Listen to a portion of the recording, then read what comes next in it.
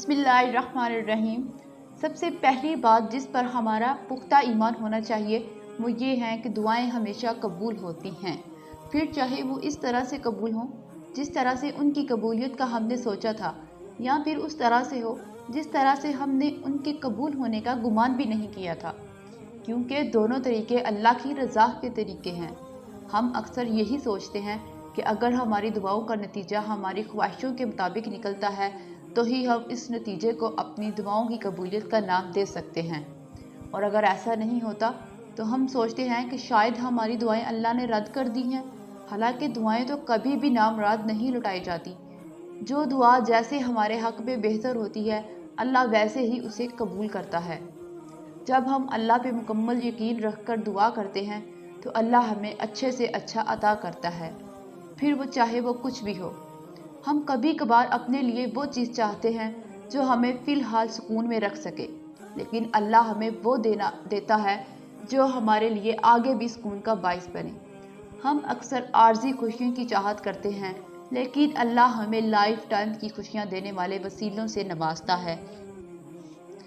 तो आपने ये नहीं सोचना कि अगर कोई दुआ आपके सामने वैसे नहीं आई जैसे आपने तसव्वुर किया था तो इसका मतलब ये है कि वो कबूल ही नहीं हुई।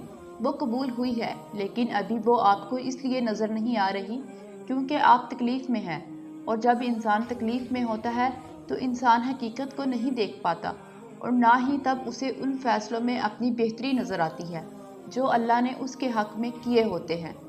तो बस सब्र के साथ इंतज़ार करें, क्योंकि अल्लाह ने हर चीज़ का एक ख़ास वक़्त मुकर्रर कर रखा है, और उस वक़्त पे आपको अपनी दुआएं दिखाई भी देंगी और उनके जवाब आपको सुनाई भी देंगे। बस आपको यकीन रखना है अल्लाह पे कि अल्लाह जो भी करेगा आपके हक़ में बेहतर होगा। हो सकता है जो आप अभी मांग रहे हैं वो अगर आपको अभी मिल जाता तो बहुत थोड़े वक़्त के लिए मिलता और फिर हमेशा के लिए दूर हो जाता, लेकिन अगर वो कुछ देर के बाद मिलता है तो हो सकता है कि वो हमेशा के लिए आपके पास रहे। आप नहीं जानते, लेकिन अल्लाह जानता है। और कुछ दुआओं की कबूलियत हूबहू हमारी तौक़ात जैसी होती है, और कुछ की हकीकत हम पे अल्लाह वक़्त से पहले ही खोल देता है, जैसे किसी इंसान के असली किरदार का आपको पता चल जाना, या किसी चीज़ का आपको मुसलसल तकलीफ़ पहुंचाना, या किसी ऐसे इंसान का वापस लौट आना जो आपको मुश्किल वक़्त में डालकर अकेला छोड़ गया हो। तो ऐसी सूरतों में अल्लाह से हमेशा सब्र मांगते हैं, उनके पीछे दोबारा नहीं भागते, क्योंकि यही आपका टेस्ट होता है कि आपको दूसरी बार धोखा तो नहीं खाते, या अल्लाह के इशारों को अपने वक्ती इत्मीनान के लिए इग्नोर तो नहीं करते। और अगर कभी हालात ऐसे हो जाए कि आप बहुत उलझे हुए हों कि वही दुआएं मांगनी चाहिए या नहीं जो आप कब से मांग रहे हैं, या फिर ये कि अब इंतज़ार करना चाहिए या नहीं, तो आप फ़ौरन इस्तिखारा करें। इस्तिखारा क्या है? इस्तिखारा अल्लाह से दुआ है। अल्लाह से किसी काम के हवाले से मशवरा लेने को इस्तिखारा कहते हैं। हमारा मिसकंसेप्शन ये है कि इस्तिखारा कोई जादू है, या इस्तिखारे के बाद हमें ख्वाब की सूरत में अल्लाह जवाब देता है। हालांकि ये सच नहीं है। हम कोई नबी, रसूल या औलिया इकराम तो नहीं हैं जो अल्लाह हम पर वही नाज़िल करेगा। नाउज़ुबिल्लाह, हम आम इंसान हैं और हमें जवाब भी आम इंसानों की तरह ही मिलेगा। इस्तिखारा करने के बाद दो ही चीज़ें होती हैं जिस काम के लिए इस्तिखारा किया गया होता है। अगर वो आपके लिए बेहतर होता है तो अल्लाह पाक उस काम में आसानियाँ पैदा करके उसे आपके लिए आसानी कर देता है, या फिर अगर वो बेहतर नहीं होता तो अल्लाह उसमें कोई ना कोई रुकावट पैदा करके आपको बचा लेता है। एक और बात जो आपको सीखनी है वो ये है कि दुआएं सिर्फ मुंह ज़बानी कह लेने से कबूल नहीं होती, आपको उनके लिए कोशिश करनी पड़ती है।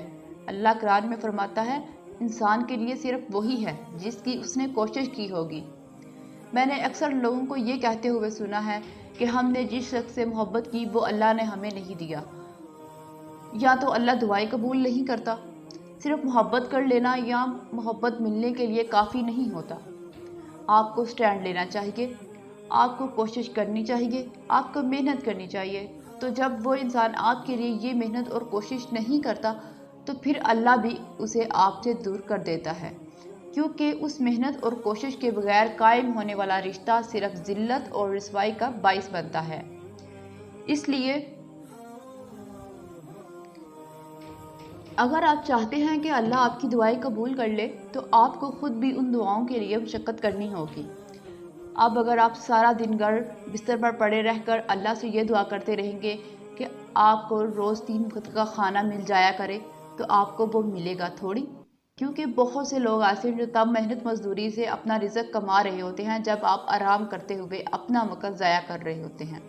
تو اللہ ان میں اور آپ میں کچھ تو فرق رکھے گا نا۔ رزق محنت سے ملتا ہے اور شکر گزاری سے بڑھتا ہے۔ محبت بھی رزق کی طرح ہوتی ہے، جتنا پاکیزہ رکھو گے اور جتنی محنت کرو گے اتنے ہی ملنے کے چانسز بڑھ جائیں گے، اور جتنا شکر ادا کرو گے اتنی قدر کرو گے اتنی ہی بڑھتی جائے گی۔ اور ہمیں بس اللہ سے اپنی عرضیاں طلب کرنی آنی چاہیے، ہمیں اللہ سے اپنی بات منوانے کا سلیقہ آنا چاہیے۔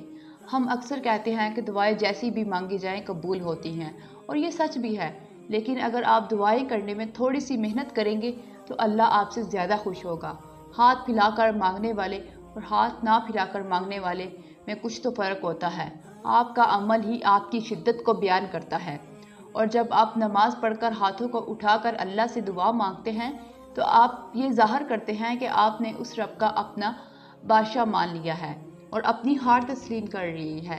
ظاہر ہے کسی بھی ایرے گہرے کے آگے ہاتھ تھوڑی نہ پھیلائے جاتے ہیں، ہاتھ تو صرف اس کے سامنے پھیلائے جاتے ہیں جس پر مان ہوتا ہے، اور جب اللہ کو پتہ ہوتا ہے کہ آپ مان کے ساتھ آئے ہیں تو وہ اس مان کا برم کبھی نہیں ٹوٹنے دیتا۔